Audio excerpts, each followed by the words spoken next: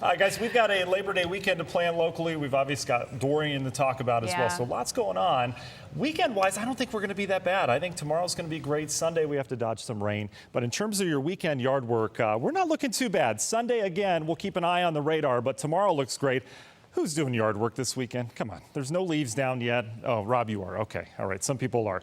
Apparently, we're not in the Wintz household. Temperatures very comfortable. We had a cold front that worked through the area this morning. It's kind of settled down to the south. Not a real strong front. So we've got 80s still for you down in Canton, Millersburg, and notice the 70s with that cool northwest flow off to the north, blowing in some comfortable air. And we measure that by dew point. When this number gets in the 50s, that's where we like it. It is comfortable. And our northern tier of counties still hanging on to a little bit of humidity down to the south. But overall, we're in for a pretty nice fall-like night. Another windows open night. Last night, we ramped up the humidity a little bit. It is now down to the south. So comfortable night tonight, but notice the humidity not far off. It's going to stay just down to our south tomorrow, then start to ramp back in here Sunday, Monday, and Tuesday as it looks right now. But we've cleared skies out down to the south. We do have that frontal boundary kicking off some storms down towards Cincinnati, the Covington area heading down into Kentucky. But for us, we've got high clouds off of a thunderstorm complex well to our west. Should make for a nice sunset as this is blowing those cumulonimbus clouds up into the air, and you can see they kind of spray off.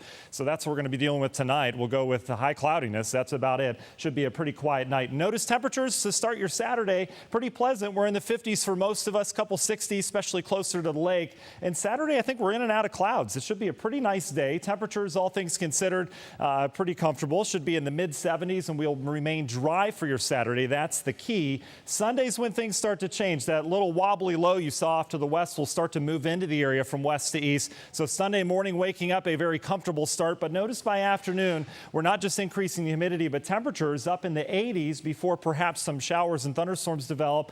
Again, timing on this, anytime I think afternoon, we run the risk of some rainfall on Sunday. Should be pretty passing, though, and as that moves through, we have some lingering rain on Monday as of now. Latest on Dorian, in case you missed the top of the show, winds at 115. This is a Category 3 expected to strengthen here over the next couple days. Tracks take it into the Bahamas, and then they kind of diverge, maybe up the coast of Florida. But the big problem with this is not just the wind, but the fact it's going to slow down over the next couple days, and it could produce some flooding rainfall, lots of surge off the coast of Florida. Definitely a serious storm for them to watch. Universal Windows Direct 7-day forecast. We're in the 70s over the next couple days. There's the rainfall chances best on Sunday, lingering Monday, and then next week we cool down with a cold front on Wednesday, Thursday. Sarah and Jay.